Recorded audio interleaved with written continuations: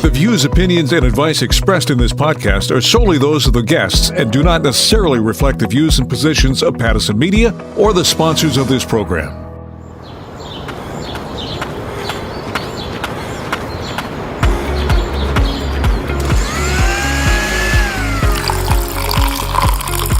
Breathe out. 2, 3, 4.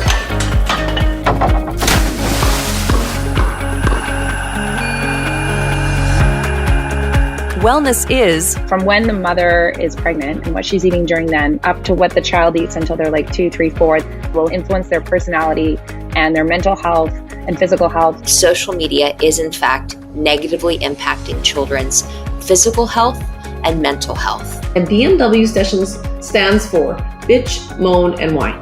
Most of us are very good at doing this thing, right? But the difference with this is you basically set a timer. At the end of the day is we are all simply doing our best. We're all human and we're all kind of working with the straps and tools that we're given. We can think of mindfulness as doing what we're doing on purpose with acceptance, receiving life as it is, moment by moment.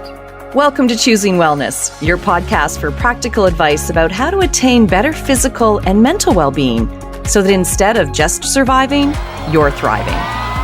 Choosing Wellness is powered by Pattison Media. In this series, we'll share a health journey, explore the trends, and talk to the experts who will help you live your best life, and we'll have fun doing it. In this episode, it's the importance of nutrition for our kids, concern of social media's impact on children's health. And Life Unlimited Stephanie Staples helps us bitch, moan, and whine. But in a positive way, of course. And we find out how music can heal. I'm Linda Freeman. Come join the journey of choosing wellness. How to choose wellness. Well, a topic finally being well-researched, it's had some research done around it, but it's how nutrition affects mental and physical health and emotional well-being. And this is affecting our kids. So to help us dig into this is internist Dr. Kelly Barnett. So thank you so much for joining us, Kelly. It's great to have you on Choosing Wellness. Well, thank you so much for having me, Linda. I have so often heard, and I hear so many people say this, doctors don't know anything about nutrition and healthy diet. So is this myth or truth? Yeah, so this is full truth.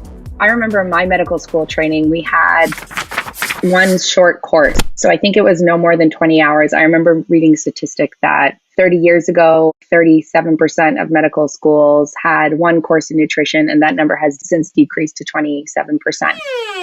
And even the nutrition that we did learn didn't have a lot of clinical relevance. It's pretty crazy when you think, okay, a patient goes to your doctor and you're like, what should I eat? There's not a lot of training in it. And this really became obvious to me when I did my integrated medicine training and I had hundreds of hours of nutrition, and it's really incredible and shocking. It's so important for health and well-being. It's also important to get better from disease. And I do think it's a big part of health and it should be integrated more into our medical training. Is it getting better? Please tell me it's getting better, because so much is linked to what we put into our bodies. I don't know if it's getting better. I hope it is. But I do know that there is a mass awareness. There's a huge demand and pull for progressive and preventative and alternative approaches to health that patients and people want. So I know doctors are becoming more, okay, well, maybe I should learn a little bit more about this, or I need to know more because my patients are always asking me. We'll keep pushing to make it happen. Yeah. I want to bring it in and talk specifically about what parents need to know when it comes to how food choices impact kids' mental and physical well-being. I am a mom, and I have a 1-year-old and a 4-year-old, and nutrition's been at the forefront for me with them. I'm going to answer this from the angle of being a mom, but also my background. And I have done a little bit of research on it. It's really fascinating how from when the mother is pregnant and what she's eating during then up to what the child eats until they're like 2, 3, 4, what they eat then will influence their personality and their mental health and physical health at 8, 9, 10 years old and going forward. So what we put in our mouths and in our kids' mouths really makes a difference. Their immune systems are weaker too when they don't eat well, right? So you're just fighting more infections. And then there's the day-to-day energy levels and mood swings. And then you fall into the mental health category, right? And depression, anxiety, PTSD. And there's all these mechanisms that they're discovering is how food actually affects the brain And it's fascinating. Sugars, the microbiome, things like that. The way it is all connected is truly fascinating and at the same time kind of scary. What I think is interesting is understanding a little bit why. Children have the taste buds that are geared for sugar, and free sugars are the easiest fuel for our highly metabolic active brain, especially while we're growing. With free sugars, you eat it and it absorbs right away. And so our earliest ancestors would find honey. The honey was kind of the original free sugar, and sugar also affects the dopamine reward pathways in our brains. So the body is designed to find fuel to help it grow fast. But now the environment that we live in has an overabundance of these free sugars and a whole bunch of unhealthy, highly processed sugar, like not sugars that are natural in the environment. And so you mix that physical predisposition to what is available and what's being fed to them, and then the tolerance that builds with sugar levels and dopamine and leptin resistance and all the things that happen, and kids become addicted. So as parents, how do we deliver nutritious meals in a world that's so processed when it comes to our food, and also addressing that sugar addiction? I've been really kind of working through this myself with my kids, and I feel that a lot of it starts with what their foundation is in their home. So you have that control, what's in your house, what's on your grocery list. Do you have white bread? Do you have multigrain, high fiber, lower carbohydrate bread? What kind of sweets do you have in your house? So for instance, in our house, we have a good stash of dark chocolate, fruits with the more natural sugars, and then safer alternative sugars like monk fruit or stevia that you can bake with as well. Having a Mediterranean diet / anti-inflammatory diet. And making meals. So get your family involved with making some meals and talk about what you're eating and why. And, look at all these great ingredients that are going in here. And I think that that's so important for us as parents, and a strong message for parents is to say, you give them those building blocks. It really is the foundation, and healthy eating and making it a family experience for all of us. We all eat better when we do that. There's not a ton of evidence on this, but I do find in my clinical practice, emotions really are tied to digestion. And when we do connect with our family or loved ones and we're eating, a great quote that I loved is, when you're eating, you're digesting food, you're also digesting the emotions. It's so hard for us to get it into our brains and understand how important the food we put into our bodies is for our overall life and how well our bodies react through life. So to talk about this is really key. Other things that you can give people at home an understanding of so that they might go, okay, I'm going to make some of these changes. It'd be good to have an understanding, I would say like a food pyramid in front of you. That pyramid is big for all my patients when I give it to them. You can look it up online, like the anti-inflammatory diet pyramid, which I personally like. There's also a Harvard healthy eating plate, and there's a link that you can find online where it shows what you should be having on your plate, the amounts of whole grains and veggies. There are some other good tips, like sitting with the family, making it an emotionally healthy experience, drinking a lot of water before you eat. It really helps you tune into if you're hungry or not. Try not to drink a ton while you're eating. And I think being really mindful of that sugar piece. And then I guess getting into the habit of reading labels. So you look at the back of the box, carbohydrates will always be broken down into fiber and sugar. So you'll have your total carb load and then fiber and sugar. And something with a lot of fiber goes a long way. And the biggest thing you can use is the fiber to carbohydrate ratio, which has been the best studied. A fiber to carb ratio of 1 to 10. If there are 10 carbohydrates in there, your fiber level should be at least 1. Remember that fiber really helps prevent that sugar from going up, and sugar does come from carbs. And I think too, just as a last note that ties into all of this, watch your children. Like, what are their eating habits and how are their moods? Completely. As parents, I think it's such a big part of our jobs to really watch and see what's going on with our kids. One more tip, just integrating it into that mental health piece. Omega-3s do play a role in kids as well as adults, and there's part of the brain, and source them from salmon mostly, but farmed salmon that with poor farming practices has a high omega-6 to omega-3 ratio, and it's pro-inflammatory versus that anti-inflammatory and healthy benefit for mood, mental health, anxiety, all that kind of stuff, even for kids. So if you're getting salmon at the store, look for one that has either good farming practices. Ideally, just try and get wild salmon. Mm-hmm. And preferably from the Pacific, I hear. Yes, that's right. That's right. Yeah. because a lot of the East Coast salmon anymore is farms. Yes. I mean, people can look, but just know that how important omega-3 is, and you can have a look online. You can talk to your doctor because it really is such a building block for our kids. Totally. For more details and you want to check in with Kelly, you can go to balancemedical.ca, on Instagram, Kelly Barnett MD 2024. Thank you so much for having me, Linda. Coming up later on Choosing Wellness, how music may help us heal. Health Tag. According to Yale Medicine, a research study of American teens ages 12 to 15 who use social media over 3 hours a day faced twice the risk of having negative mental health outcomes, including depression and anxiety symptoms. So what can we do as parents? Producer Karen Habashi tracked down some answers. Thank you for coming to Choosing Wellness. Before we get into our discussion, I would love if you can introduce yourself to our listeners. I'm Titania Jordan. I'm the Chief Parenting Officer of Bark Technologies. I am the mom of almost 16-year-old and co-author of a book called Parenting in a Tech World. Today we want to discuss the effect of social media on both sides, parents and their kids. Let's dig into kids for now. What's the latest things that's coming up about the dangers of social media? So the latest, and there's a lot, but the latest in terms of dangers when it comes to social media and children is that we have more and more data to support the fact that social media is in fact negatively impacting children's physical health and mental health. For a long time, the big social media companies would say, well, there's no data to support that. Well, there is now. And so when you have information that tells you that something is harmful for your child, you have to pay attention to it and you have to mitigate that harm. How can you tell your teenager, you know what, this is not for you? How can you make this argument?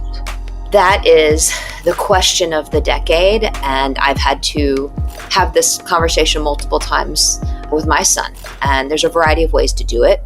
One is to just be very honest with them and say, hey, I let you have access to something that turns out isn't good for you, and I'm not a good parent if I let you keep having this access, or if I don't regulate it, or at least minimize the time you spend on it. Be honest with them, admit you made a mistake, but let them know that it's not because you are strict or you don't get it. It's that you do get it, actually, and you're looking out for their long-term physical and mental health. And for the physical side of things, it really comes down to just the fact that we as humans need to move. And the more we're scrolling, we're not moving our bodies, and that's not good for our hearts and our minds. This generation is the one with the highest levels of anxiety and depression. They're disconnected from their communities, their friends, the outer world. I use this when I talk to my kid. Here's the data about the effects of social media on mental health. And I've already seen you withdrawing to your room. I've already seen you being angry, being unsatisfied, disconnected. The most persistent children are going to push back, understandably, right? It's their form of education and entertainment and connection with their peers, and it's addictive.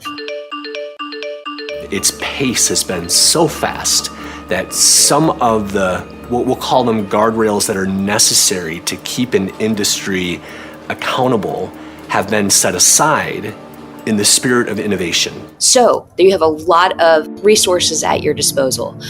Feel free to make an appointment with your child's pediatrician. Have them talk to your child. Sometimes it's really not what you say, but what another trusted adult says to them. Ask any pediatrician today what they're seeing in their practice, and I would say about 30% of their day now is spent treating children for mental health issues. You can Google the book, The Anxious Generation by Jonathan Haidt. That book is a wealth of information showing what has happened to childhood and how we need to reverse the course. For older children, you can look up the free documentary called Childhood 2.0. It's free on YouTube. It is for older children because it does discuss mature themes that they will encounter online, but it really shows you the science and the emotion and the stories of real children that have been harmed by social media. And it's important for our children to understand that the decisions that were made to make these platforms addictive. And so it's ongoing conversations, plenty of resources out there. I'll give you one more resource. There's a Facebook group called Parenting in a Tech World that has over 500,000 parents in it. So many stories there, so many tips there, and so much support there. Those are wonderful tips. As a parent, what can we do to become better role models? We have to model appropriate, healthy tech behavior. We need to put the phone down and look at them in the eye and hug them and let them know in real life, human connection is priority. That said, when you do have to pick up the phone, let them know what you're doing. Hey, I just got a text from my boss. I need to respond to this. Just talking through what you're experiencing in real time can be helpful. Don't let your kids keep connected tech in their bedrooms at night. Myself, I need to tell myself this. Don't charge your phone by your bed at night. At least put it across the room, if not in the kitchen or something. We have got to untether ourselves from these things. Is there something parents can start to do when they feel like there's a disconnection between them, like exercises to work together, goals to work together, something to help them improve how they can let their kids tap into their authentic self more in life than online? Yes, yeah. First, admitting that there's a problem is the first step in any sort of addiction or issue. So admit there's a problem, confront it head on.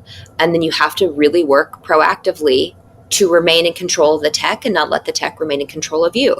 So tell me about Bark. Bark is a company that helps to keep close to 7 million children safer online. It started as an app in 2015 that parents could download and sign up for and connect to their children's devices like smartphones and tablets and Chromebooks and accounts, social media accounts, texting, all of that. And the Bark app analyzes those connections, those devices, analyzes the content and context of conversations.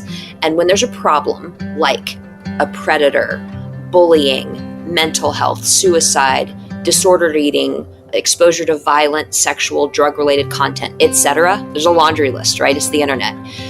Bark will send an alert to the parent or caregiver letting them know, here's what happened and here's what you can do about it. And then fast forward a few years, we expanded our offering to help parents with things like screen time and filters and schedules and just the ability to block access to websites and apps from the get-go. I think this is one of the things that are revolutionary that lots of parents would need. Since we're in Canada, when are you launching here in Canada? Hopefully so soon. It pains me that we are not there yet, but until we are there, there's a lot of options that you have. You can visit the Facebook group to see what is available for you in Canada. Use the built-in parental controls that come with a lot of the tech that your kids use. Take some time to Google whatever your child has access to, plus the built-in parental controls that come with those, and turn those on. Is there moderation? Yes, there's absolutely moderation. If your child is old enough, and by old enough, I don't necessarily mean 13, I mean 16, and they really want social media and you want to let them be able to explore, just start with one app at a time. Don't let them get all the things all at once. Start with one app. Make sure you have that app too, so you understand the nuances of it and that you've spent some time there. And set a time limit, set a reasonable time limit. Like, hey, we're going to do 20 minutes a day. That'll give you plenty of time to consume some content, check your messages, leave some comments, see maybe who followed you, and then bounce, peace out, because this platform does not need that much of your time. And this platform makes money however long you spend time there. So yeah, have some moderation. But if your child is just scrolling for hours, not good. Not good for any of us. Thinking about it, it's really, really scary. Yes. This is what I'm actually consciously choosing to do. Yeah, and so let's talk about that. What are healthy ways, if you're feeling anxious or if you feel like you need to detach, that you can find peace that doesn't come from a phone? We have to teach our children to be okay with the discomfort. Sometimes the only way to resolution is through some deep, hard, heavy, painful stuff. So helping our children build resilience, helping our children just be bored. It's okay to be bored. I think for a long time, Our generation of parents were like, our kids can't be bored. We always have to entertain them or have them be in an activity. And it's like, no, they can be bored and it's okay. Yeah, I think that's what's missing right now. You can be bored. It's not the end of the world. It's not going to harm you. Sometimes it's not those that build memories. It's the time you spend together doing creative, happy stuff, even baking a cake. Exactly. Oh my gosh, cooking, baking with your kids, while very messy, can be very fun and good for everybody. Exactly. Thank you so much for this conversation. And is there anything else you want to add? It's hard. It is not easy to be a parent today. Give yourself some grace, take some deep breaths, and lean on Karen, myself, each other, because we can do this together. Yes, and hopefully Bark comes soon to Canada and it's easier for all of us to, not worry about that aspect of what's happening on our kids' social media life. Absolutely. For more information, go to bark.us.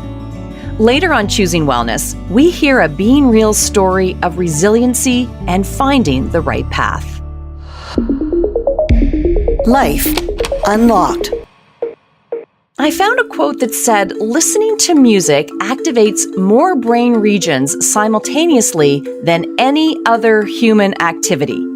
And this fascinated me. Can music actually heal? We're diving into the art of sound therapy and the health benefits that it provides for folks. I get fascinated every time I see it. That is the power of vibration. Sound healing is a ritual with roots dating back thousands of years and is intertwined with cultures all over the world. The practice of sound healing involves healing mentally and physically through hearing and feeling vibrations and frequencies.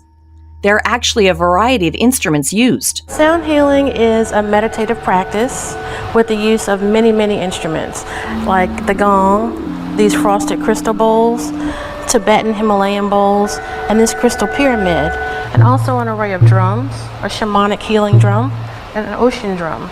And this is a chime bar. So there are so many more beautiful instruments, but played in concert together, they give out these healing tones and beautiful vibrations that produce these frequencies that really get to us at a cellular level and break up all that tension, stress, anxiety. There's substantial research to support music's mental and physical health benefits in improving mood and reducing stress. In the Journal of Evidence-Based Integrative Medicine, research published stated that an hour-long sound meditation helped people reduce tension, anger, fatigue, anxiety, and depression while increasing a sense of spiritual well-being. Then there's the concept that sound experiences can help with pain relief. How? Well, the idea is that sound works through the whole body via vibrations. The vibrations may stimulate the touch fibers that affect pain perception. Now, a study posted in the National Library of Medicine found that low-frequency sound stimulation improves sleep and decreased pain in people with fibromyalgia. Now, that's a disorder characterized by widespread musculoskeletal pain accompanied by fatigue, sleep, memory, and mood issues. Now, nearly 3/4 of participants were able to reduce their pain medication. So, sound vibration treatment has also been shown to help people with pain from arthritis, menstrual pain, muscle pain and stiffness, high blood pressure, and those with mobility issues. Another idea is binaural beats, or brain entertainment, which works off the idea that listening to certain frequencies can change and synchronize one's brain waves. Science is still trying to catch up to this ancient way of healing, and even though researchers are still trying to determine the healing benefits of sound, many believe there is likely something for everyone when it comes to using music as medicine. Coming up, we talk about bitch, moan, and whine with Life Unlimited Stephanie Staples. But first, Being Real. Life was not easy growing up, but his life path made him who he is today. This is Tyron's story. This is Being Real. My name is Tyron Harkis Foster. I live in Vancouver, BC, and I am the founder and managing director of Between Friends, and we're a multidisciplinary PR agency and creative nexus based out of Vancouver. My journey and to where I got today has definitely been no slight of easy. Growing up, there was a lot of intergenerational trauma in my family. We are First Nations Indigenous. I'm also Jamaican, and my mom also shares some Middle Eastern European on her side as well. And, considering what my grandma went through and my grandfather and all the intergenerational trauma they suffered, unfortunately, that intergenerational trauma kind of transferred down to all of my aunts and uncles. And unfortunately, that went down to my mother as well.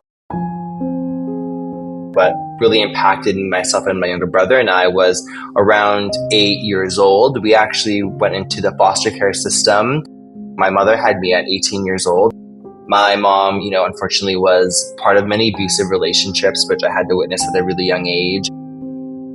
It wasn't really until I was entering my teenage years that my godmother, who is a godsend, she is probably one of the most pivotal women in my life that has really made a difference and protected me and sheltered me. She really, growing up, was always this beacon of light, and I was always at her house every single weekend. If I needed anything, I was running to her. And I think the term mother doesn't necessarily apply to the people that birth you. I think it applies to the people that can step in and fill that void and fill that gap and really show you what a mother is supposed to be. And I think, she did that role so beautifully, and she really put her life on hold to raise me in a really big way. Around 13, 14 is when I really was fully out of the foster care system in Calgary and living with my godmother, which was really an amazing experience. So I always had to learn how to be self-sufficient and self-sustainable. And I was doing competitive speed skating, which is really great. And she got me into at a really young age, which definitely was a saving grace and a beacon for me. I was working various jobs, which was great. I'd climbed the ranks from Starbucks, and then I went on to have my own retail store. I managed my own little Burgundy store in Calgary, at 18 years old. It was probably one of the most pivotal points in my life, because that was when someone on a professional scale really saw something in me and was like, you can do this. You can totally take over this store. That then launched this platform of me realizing I love business, I love sales, I love creative, I love marketing, and I love people. And that eventually led me to going to school and entering the marketing field. And now here I am, almost 10 years later, more than that actually, and I now have my own PR and marketing agency. My godmother, Sherry, had instilled in me from a really young age, the universe doesn't throw things at you that you can't handle. And there's always a silver lining. Whatever that is, there's always something that you can look forward to and take out of that. And I think that's sort of what I've always looked at things as. You can look at the glass half empty or half full. If I look at it half full, I can find ways to fill this glass. And that's sort of how I navigate. And so I think when it came to me developing this constant positive outlook, it really just stems from a place of growth, and that I think no one's going to do the growth for me. When I look at some of these hardships in my life, and even the hardships that I will still endure in the future, there's always a way out of it, and there's always a way through it. And I think that really just depends on how I react to things. You can control how you move through them, and that's kind of how I look to do things in my life. When I was 16, I'm just kind of discovering myself and who I am, and being queer and coming out and navigating relationships, and also dealing with all the trauma I had seen and experienced. Naturally, I had to become this really hard exterior person where I fight for myself at all costs, because no one's going to do that for me. In the last 2-3 years, what I've come to realize at the end of the day is we are all simply doing our best, and that we are all human, and that we're all kind of working with the straps and tools that we're given. And therapy and reflection just really allowed me to find a more grounded and centered approach to things. I look forward to being that friend that shows up better. I look forward to being that incredible partner that can show up better when that time comes for me. I look forward to being a father. I like to take that more community approach. It is about passion and creativity and how we can uplift each other. And one thing that I want the Between Friends agency to specialize in is really uplifting queer and BIPOC voices and brands that people always overlook. Who else to help someone narrate and get their story out there than someone of that same community that understands the hardships, that when you're a person of color, when you walk into a room, how different you get looked at, or how you have to work 10 times as hard sometimes to get even 2% of what someone who is Caucasian might get due to, not to go there, but, white privilege in a way. Like, it exists in all levels. And I think that the more we can acknowledge that, that's something that can help drive us further. So when I look at representing BIPOC brands and queer voices, it's something that I take super seriously, and I'm passionate because I often see these voices and getting overlooked on platforms that really pull from our culture, that pull from what it is we have to offer the world, and we don't get any credit for it. And I kind of reached that point where I'm ready to be loud about it, and I'm ready to be loud on behalf of my partners and clients and friends and community, because we deserve the world. It's not easy, but honestly, I don't think I would have traded the way I grew up for anything else, because I couldn't imagine my life any other way, and I wouldn't want to. Thank you for sharing your story, Tyron. You can follow Tyron on Instagram. I'm nice for a living. I'm nice for a living. I'm nice for a living. I'm nice for a living. Life Unlimited with Stephanie Staples. Well, welcome to another edition of Life Unlimited with the fabulous Stephanie Staples, who's a nurse. You change lives differently now because you're a motivational speaker. It's always great to have you, Steph. How are you doing? Yeah, we have fun. We do, and I think that that's the beauty of this segment. I usually have a cup of tea handy because to me it's like getting down with a good friend and having a good chat about really cool things. But it's those takeaways that I think can really help people. Even if someone takes one comment that we talk about and applies it to their lives, I think we're doing great work. And I think you're on to something. The whole Choosing Wellness podcast is so great in that magazine-like format. I think it's so smart. It's one of my favorites. Well, thank you. I'm so glad. And you're one of my favorites on the show. And it's really nice to always have you part of Choosing Wellness because it does get people to think. And recently you posted in one of your blogs about when you feel done. What is your meaning of feeling done?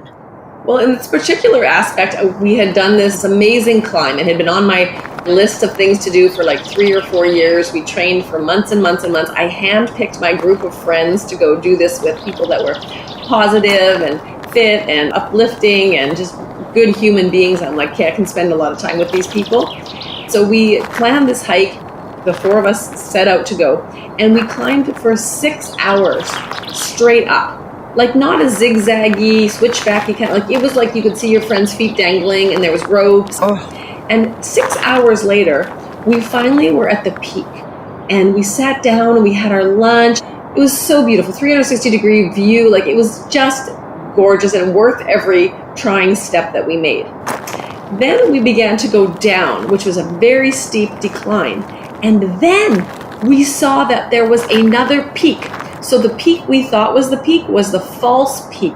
Stop it. Yes. We were so upset because we just didn't have anything left to go up. I can't even imagine what to do at that point because, yeah, you think you're done and you're seeing this beautiful vista and then you're like, what? Yes. What? So just compare this with maybe a project at work that you've handed in and then they hand it back to you and go like, not quite. Or any multitude of variations in your life that this mountain could represent. Like childbirth, maybe. What? There's another one in there? What? Maybe it's a bad example, but I don't know. That's what. Anyways, so we had this, what I call a BMW session. And a BMW session stands for bitch, moan, and whine. Most of us are very good at doing this thing, right? But the difference with this is you basically set a timer. So it's not just a rant, it's a very purposeful, okay, I'm going to let this all out. I'm going to set my timer for no more than 5 minutes, and I'm just going to let her rip. I actually recorded it, so we were like, I don't want to do this anymore. I changed my mind. I'm tired. This sucks. And on we went. Okay. And then when you're done, which no more than 5 minutes, you have another BMW session. And this BMW session stands for breathe and move forward willingly. So, and then, all right, you know what? We are strong. We are fit. we are capable, we are determined, we are trained, we have done everything we need to do to prepare us for this climb, and we are going forward. We're going to tackle this mountain or this paperwork or this house cleaning or this whatever we got to tackle. That little pause between like getting it all out and then just like, okay, reframe, right? It's that quick that we can have that shift in our brain and start feeding ourselves positive messages to move in the direction we need to go. So powerful. And you'll almost always have a little chuckle in there too, because it's kind of ridiculous when you just are letting it all out, and it's kind of fun. And it's just a simple, fun, purposeful way of helping you shift your mindset into a more positive direction. And now you've taken that and you've developed this idea of the BMW times 2. So after you did this BMW times 2 session, what was the outcome? The outcome was, well, we got to this actual real peak, and at the peak, they had a huge triangle, you know, those dinner bells kind of thing, like we had in music class. Yes. And we all like ding-a-ding-a-ding-a-ding-a-ding-ding-ding, this thing. So why would you say it is important for us to strive for things that are or seem unattainable in our lives? Because I think this is a really good byproduct of this conversation. So hold on to that question. All right. So if you're not with other people, yes.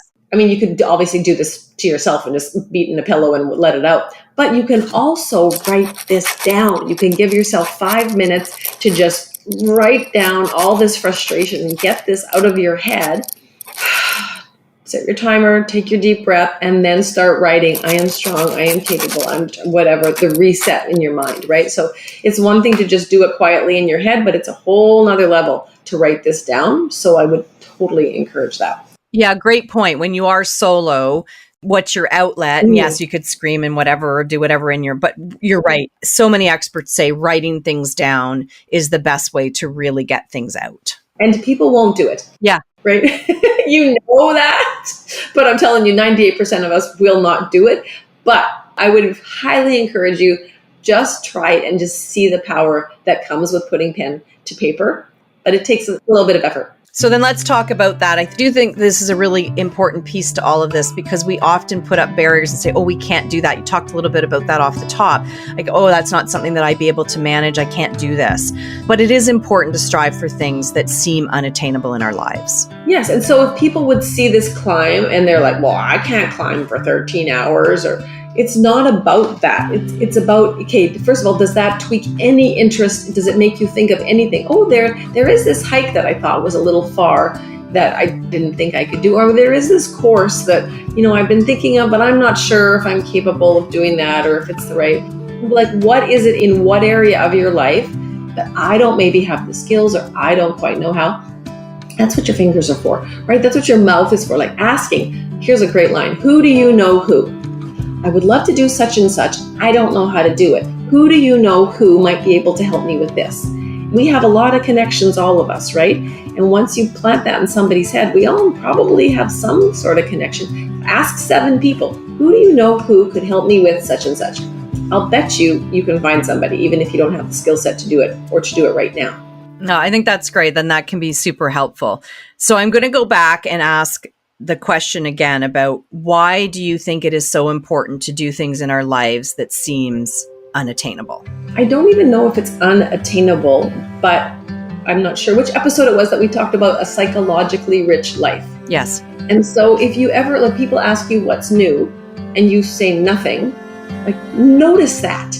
Do you want to say nothing? Like, if you ask me what to do, I don't know which exciting thing to tell you about, because in the last week, I've done some really cool things.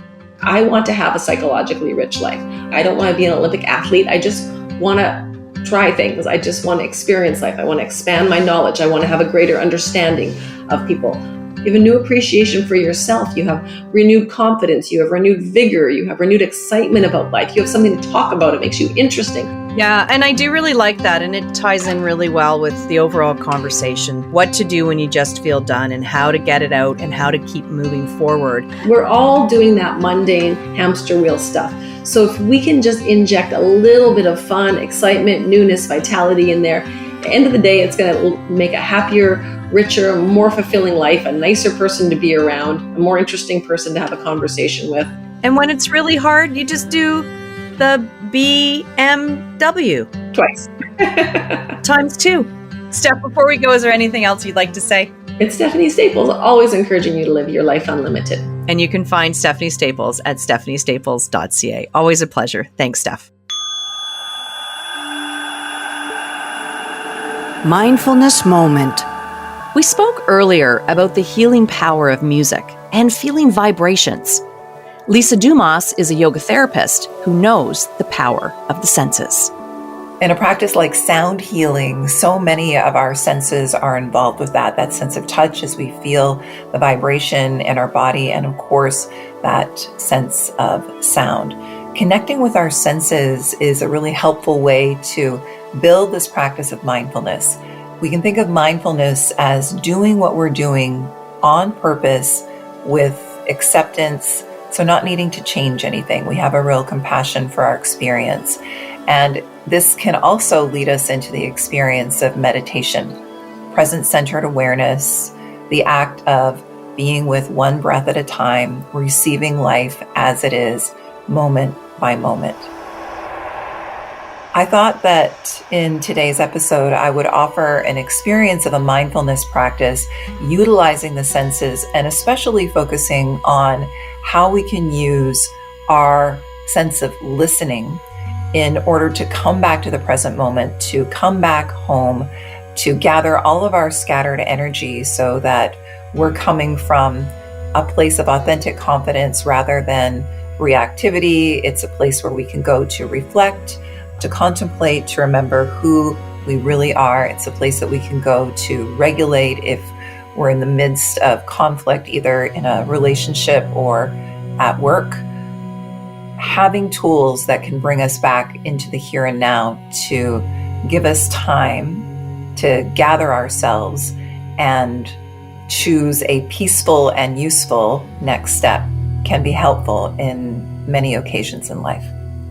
A practice like this can be received by any comfortable position, lying down or seated, or this is something that you can do in the midst of your day. It doesn't have to be a formal practice where you're taking yourself away from something you're doing. You could do it standing in line at the store, you could do it sitting in the car, and it doesn't take long and it's absolutely free. So wherever you are, I invite you first to connect with the sense of touch. You might start by noticing the connection between your body and what you're seated on, what's supporting you. You might feel the connection between your feet on the ground, where you can feel fabric on your skin, the sensation at the palms of the hands, and all the sensation in fingertips. Notice sensations of the face. Notice sensations of the whole body, all that aliveness and pulsation and vibration. Notice whole body sensation. And notice air on skin. And notice where you feel movement due to the breath. Notice that subtle movement of fabric. And notice the sensations around the body. And then maybe the eyes are closed, or maybe the gaze is soft in your room, and just notice sight. Sometimes it's nice if you're in a place where eyes can close, because behind closed lids, when we rest back and focus, we might notice the play of light, shape, even color. Without judgment, notice a taste in your mouth, a scent in the air. You might receive a deeper breath in and out, feeling that cool air in and warm air out. And then dive into the art of listening. And again, if eyes can close, it's okay, but it's not mandatory. Allow yourself to put all of your attention into listening, as if you were listening all around the head, as if you were seated in a circle and there was sound coming to you from all directions, and you were just receiving, not having to change anything. You're witnessing, you're observing, and sound is just washing towards you. So I'll give you some space here to begin to notice first the sounds that are close to you, and then to begin to open up to the farthest sounds that you can perceive without trying too hard. And then receive a deeper breath in and out, and see if you can touch into all of the senses, either quickly one at a time or maybe all at once. What you hear, what you see, what you taste, what you smell, what you feel. And notice if this has given you a sense of really living in your body, of being embodied, being fully aware, fully present. And notice if that might be a useful tool that you can come back to again and again. You can find Lisa at lisadumasyoga.com. Life is challenging, and choosing wellness in our daily lives may seem like adding to the already long to-do list. But together, we can make it easier. Join us on the next Choosing Wellness as we do a deeper dive into gut health. Does the gut talk to the brain? I'm Linda Freeman. Let's connect again soon as together we take the journey of choosing wellness. You've been listening to Choosing Wellness, an initiative powered by Pattison Media, designed to inspire and motivate a healthy life. For more information on this program, go to everythinglifestyle.ca. Another Everything Podcast production. Visit everythingpodcast.com, a division of Pattison Media. Subscribe wherever you get your podcast.